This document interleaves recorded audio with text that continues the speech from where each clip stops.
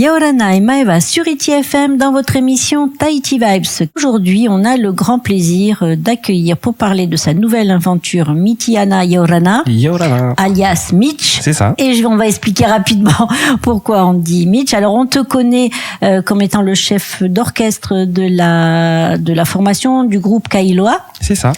Tu es au sein duquel tu es vraiment, on va dire, l'auteur-compositeur, le chef d'orchestre. Et puis, poussé par tous tes fans, tout ton entourage, tu as décidé d'embrasser cette carrière solo. C'est ça. Mais tu ne les as pas abandonnés les autres, on le précise tout de suite. Et tu es resté aussi dans ton style de préférence, qui est le reggae. Exact. Alors, raconte-nous un peu, parle-nous un peu de cette. C'est pas rien de passer de derrière la batterie à derrière le micro. Personnellement, je voulais pas vraiment être chanteur.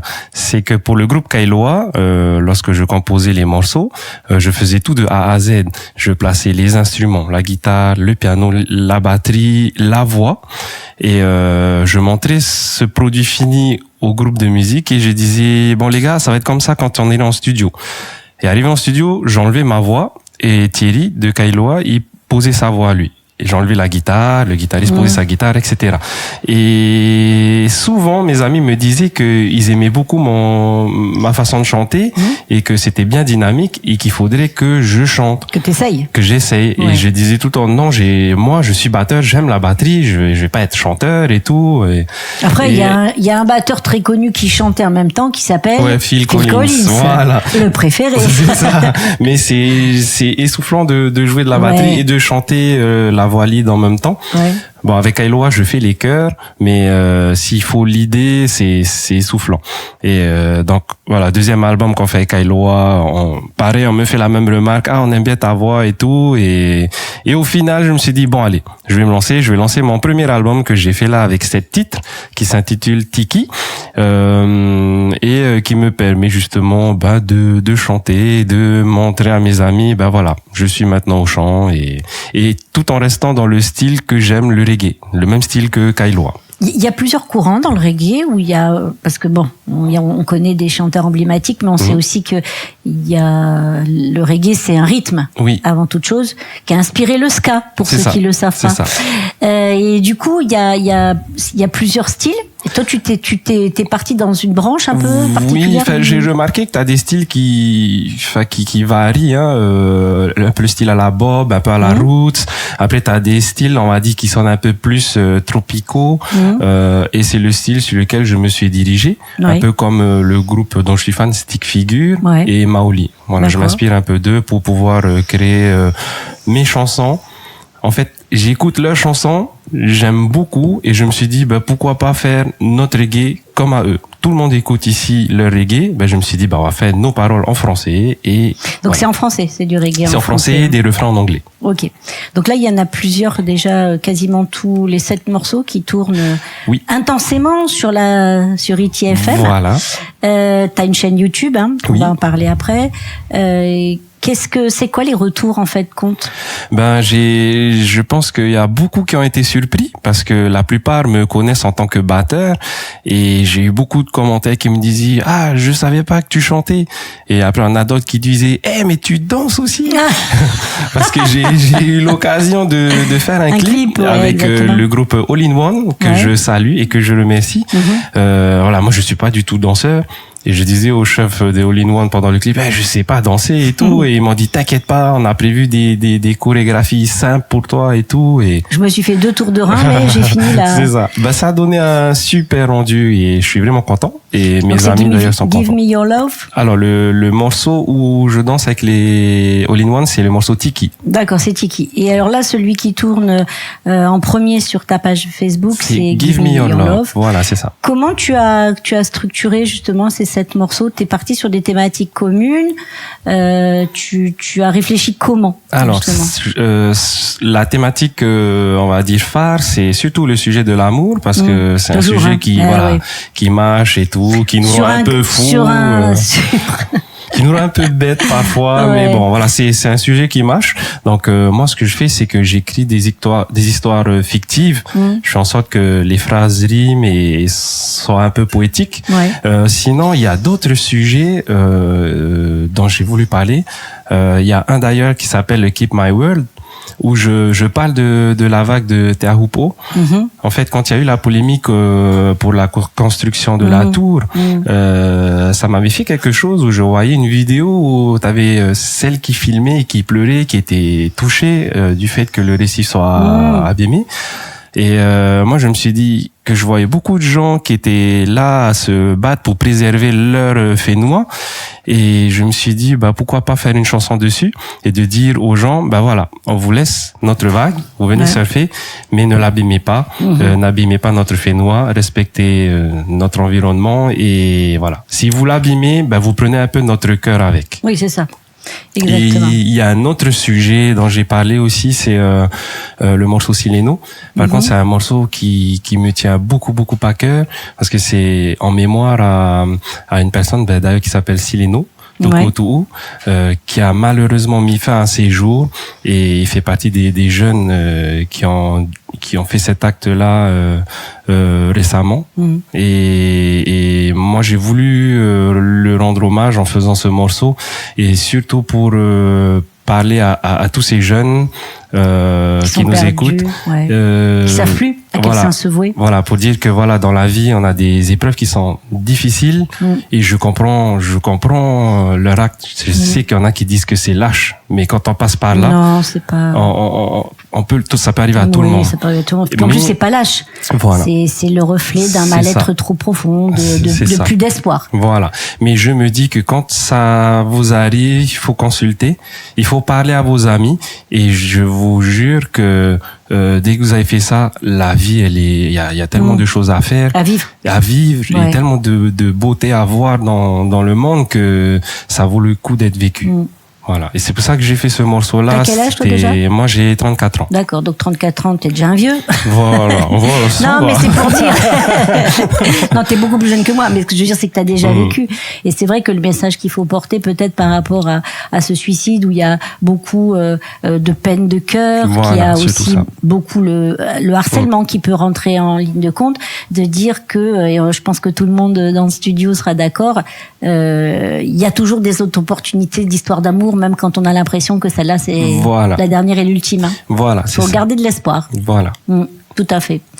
Et du coup, sur les gens qui t'écoutent et qui ont découvert l'album, il y a un morceau qui peut-être contre toute attente devient un petit peu le préféré, ou tu as des retours un peu identiques? Moi, j'ai mes préférences. Mes amis, ma famille, ils ont aussi leurs morceaux préférés. Mais on a remarqué, en sortant les morceaux de Kailua, qu'en fait, tu choisis pas. C'est le public qui choisit. Des fois, on se dit, celui-là, ça va marcher, ça va être le tube. Et en fait, c'est l'autre à côté qui fonctionne. Donc, moi, par rapport au retour que j'ai eu de mes amis, j'ai mis en valeur Gimme Your Love en premier. Il y en a plein qui aimaient celui-là. Mais après, je m'attends à ce que d'autres aussi sortent du lot sans que je m'en rendais compte. Alors il y a ton compte YouTube, on y arrive, ça s'appelle Mitch. Voilà. Il y a ce beau clip. Des paysages magnifiques. Merci les drones, parce qu'aujourd'hui ça permet. Non mais c'est vrai, cette technologie ça permet quand même de donner des paysages merveilleux et on a la chance, surtout quand c'est tourné à Moorea. À Bora. À Bora, d'accord, parce qu'il y a un endroit c'était un peu ça faisait penser. Mais quand on a la chance effectivement d'être dans des îles aussi belles que les nôtres, je trouve que cette façon de filmer ça donne de la profondeur aux images. Et alors pourquoi Bora du coup, pour Give Me Your Love? En fait, une histoire d'amour là-bas? Non, pas du tout. Moi, si vous voulez, quand j'écris mes chansons, moi j'illustre en fait juste mes chansons avec des vidéos où je chante. J'ai pas vraiment pensé à des scénarios. Non, mais après pour Bora, c'est juste que on avait un concert à faire là-bas et il y a un copain qui nous a dit on va au moto. Et je me suis dit, je peux tourner un clip sur le moto. Et vite fait, j'ai sorti la caméra et je demande à mon frère, tu me filmes et tout, s'il te plaît. Et c'est comme ça qu'on a pu le faire à Bora. Après, la sincérité, aider un petit peu aussi avec les paysages de folie qu'on a. La sincérité, c'est souvent, il y a des fois des gens qui mettent des effets dans tous les sens, etc. Ici, on a déjà, il n'y a pas besoin de fond vert, hein, chez voilà, c'est ça. On a un fond magnifique. Okay. Et pareil aussi, j'étais allé à Las Vegas et j'ai dit à mon frère, arrête-toi dans le désert, et on s'est arrêté. On a tourné aussi un clip qui s'appelle Babylonian. Voilà, donc je filme un peu partout, mais j'ai pas forcément d'idées en tête lorsque je fais mes clips. Mais c'est bien, c'est une nouvelle aventure qui s'ouvre à toi. Qu'est-ce que, du coup, comment tu fais pour mixer un petit peu tes différentes casquettes? Parce que Kailoa là va être sollicité, non, dans le cadre des Kailoa est toujours sollicité, mais on en parlait justement avec le groupe. Notre chanteur Thierry, il est gardien de prison, il n'est pas souvent disponible. Du coup, ça nous permet pas de pouvoir jouer assez souvent. D'ailleurs, j'ai beaucoup de demandes, beaucoup d'appels, de mails. J'ai à chaque fois une cinquantaine de messages à traiter. Ne me regarde pas comme ça, je le remplacerai pas. et à chaque fois, je disais à tous les bars et restaurants, désolé, on peut pas parce que voilà, notre chanteur il travaille. Et j'ai pas son planning sous les yeux. Voilà, de 6 mois d'affilée, donc c'est pas évident. Et je disais justement au bassiste du groupe et au guitariste, à mon frère et mon cousin, voilà, je vais faire une formation à côté, en parallèle, je vais chanter, on prendra un batteur avec nous. Donc quand Thierry ne peut pas jouer, nous, ça nous permettra d'animer, de faire aussi des concerts. Et quand il peut, on va avec Kailoa, parce que voilà, on s'entend toujours bien et les soirées où on anime en ce moment se passent toujours bien. Et d'ailleurs, on anime bientôt là on animera pour les JO. Alors voilà, on y arrive. Donc, voilà. Quelle va être la place de Kailoa aux JO? On participe au relais de la flamme le 13 juin à Toata, et on a encore plusieurs autres dates. Je crois que c'était vers le mois de juillet où on a animé sur Papara, toujours pour les JO. D'accord. Voilà. Donc on va dire que c'est plus en parallèle, vu que Kailoa fonctionne bien. Donc pourquoi laisser une équipe qui fonctionne? Alors, est-ce que sur Kailoa, sur scène, il y aura des petits morceaux de Mitch? Je sais pas. Voilà, comme je disais, c'est assez essoufflant de chanter en même temps, jouer de la batterie. D'ailleurs, même le chanteur, il me disait, toi, tu vas chanter vendredi, hein. Je dis, ok, tu viens à la batterie et je chante à Parce que la batterie, c'est pour ceux qui savent pas, parce que j'ai pris quelques cours, faut quand même bien gainer. Oui. Et on respire pas comme on respirerait avec d'autres instruments, hein. C'est quand même, moi, c'est pour ça que j'ai toujours admiré la prouesse de Phil Collins, parce que je pense que c'est le batteur emblématique de ça, de la capacité qu'il avait sur des chansons en plus dures. Hein. Après, lui, il a de la chance parce que j'ai remarqué que pendant ses concerts, il a un deuxième batteur aussi à côté. Oui, Chester Thompson. Voilà, du coup, il joue certains endroits et t'as l'autre batteur qui remplit aussi le. Donc ça l'aide un peu. Il y a des moments où il fait que chanter. Mais c'est vrai que c'est pas simple de chanter et faire de la batterie. Autant en guitariste, les pianos, tout ça, ça passe, mais ça, c'est quand même un espoir. En fait, la batterie, comme tu utilises tous tes membres, déjà, les deux bras, tu bouges tout le temps. Et en plus, moi, les pieds, j'ai l'impression de faire un footing à chaque fois. Du coup, je suis essoufflé. Et avec Kailoa, je fais juste les chœurs. Donc ça va, je chante que de temps en temps. Et Thierry continue la première voix. Mais s'il faut chanter tout le morceau, je peux le faire, mais je peux pas faire 3 heures de concert comme ça. Et alors là, du coup, pour revenir à Mitch, tu vas, après ces 7 morceaux, donc, qui sont disponibles, ils sont disponibles comment, d'ailleurs? Sur toutes les plateformes. Sur toutes les plateformes. On s'internationalise. Bravo à toi. En dehors de ces 7 morceaux, qu'est-ce qu'il y a comme projet après pour Mitch? Pour le moment, je laisse tourner les morceaux et après, je pense que j'intégrerai petit à petit toutes les scènes de Tahiti, des îles, etc. On verra où ça ira. Pour le moment, je n'ai pas encore de date, mais je pense que voilà. Amis auditeurs intéressés par des animations musicales par Mitch, ne tardez pas trop, parce que je pense qu'à un moment, ça va faire un peu comme Kailoa, ça va vite se remplir, et après, il y aura plus que les places qui resteront, en fait. Voilà. Est-ce qu'il y a des choses qu'on n'a pas dit? Je pense qu'on a tout dit. En tout cas, moi j'encourage tous mes copains artistes et également tous les jeunes qui font de la musique. Moi, je les encourage à créer leur propre musique, parce que mine de rien, une fois que t'as fait la chanson qui marche, ça passe en radio et tout, et voilà.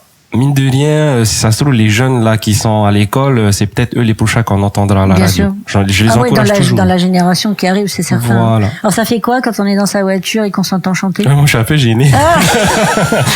Je remonte les vitres, je mets la tête dans les épaules et j'espère que les gens me reconnaîtront pas. Voilà. Avec Kailoa, ça passe plus facilement parce que je suis juste à la batterie et tout. Bon là, j'étais fier et tout. Hein. Mais quand j'entends ma voix, bon, ça me fait un peu bizarre là, j'avoue. D'accord. Voilà, j'ai pas l'habitude. Ça va venir. Voilà. Eh ben, écoute, félicitations à toi. J'espère qu'effectivement, comme tu le disais, ça inspirera les jeunes. Oui. Là, tu sais parce que moi, je suis fan de Phil Collins, mais aussi fan de tennis. Et en fait, ce week-end, le week-end dernier, Carlos a remporté le tournoi de Roland-Garros, qu'il a que 21 ans. Et qui rêvait quand il était petit, son rêve ultime, c'était d'avoir une victoire à Roland-Garros. Ça lui est arrivé à 21 ans. Donc en fin de compte, c'est vraiment ce que tu disais. Il faut commencer à rêver. Faut pas commencer à se limiter. C'est pas parce que Tahiti que ça empêche. Au contraire, moi je pense qu'ici c'est une bonne nurserie. Tu vois, où les gens peuvent apprendre, il y a le conservatoire, enfin il y a plein de choses. Et pour après, faut vivre ses rêves et rêver grand déjà quand on est petit. Voilà. Est-ce que tu es d'accord avec ça? Pour ma part, oui. Moi j'ai un rêve, c'est vraiment de faire une grande scène en France. Voilà, au moins une grande scène en France. Voilà, j'espère que ça va pouvoir se faire et après, c'est l'objectif que je vise. Oui. Après, ce qui est bien en France, surtout l'été, c'est tous les festivals qu'il y a, où il y a plusieurs scènes, où il y a de la programmation, et ça c'est. Non mais moi quand je dis une grande scène, c'est le Stade de France ou voilà. Mais ça viendra après. D'abord, tu te fais connaître. Voir grand. Voilà. Oui, mais voir grand, ça veut pas dire qu'il n'y a pas des étapes intermédiaires. Hein. Ah oui. Non mais après voilà, il faut bosser pour y arriver. Exactement. Et voilà. Moi c'est mon objectif. Mais c'est vrai que quand, par exemple, j'étais au concert de Cabrel, je sais pas si tu étais là. Non, j'ai pas pu. Mais de voir Pépéna, en fait, de compte, en configuration, de toi à ta plein comme un œuf, parce que c'était plein comme un œuf. Voilà, on sentait bien qu'ils étaient poussés par une énergie de fou, quoi. Oui, c'est vrai. Donc c'est ce qui va t'arriver, t'inquiète pas. J'ai l'habitude de jouer devant du monde. Hein. La dernière fois, on a participé au Tiki Fest, mais bon, je suis toujours à la batterie. Oui. Mais oui, pour nous, c'est toujours impressionnant. La dernière fois, il y avait, je crois, à peu près 6000 personnes. Ouais, ça commence à faire beaucoup. Ça donne beaucoup de peps au cœur et c'est quelque chose à vivre. Hein. Ça va être la première fois, il faudra bien la savourer, ta première grande scène devant. Là, tu seras pas, il y aura pas les autres pour te cacher. D'habitude, il y a ma batterie pour me cacher, mais là, c'est vrai que j'aurais rien. Bon, c'est bien. Écoute, on te remercie beaucoup d'être venu jusqu'à nous. Merci, et puis de nous avoir justement donné envie j'espère à tous nos auditeurs de découvrir ces EP et puis page Facebook, compte YouTube, Mitch, M-I-T-C-H, ça va barder. Voilà. Merci beaucoup. À toi, passe une belle journée, restez fidèles à la plus belle des radios et puis à très bientôt. Nana.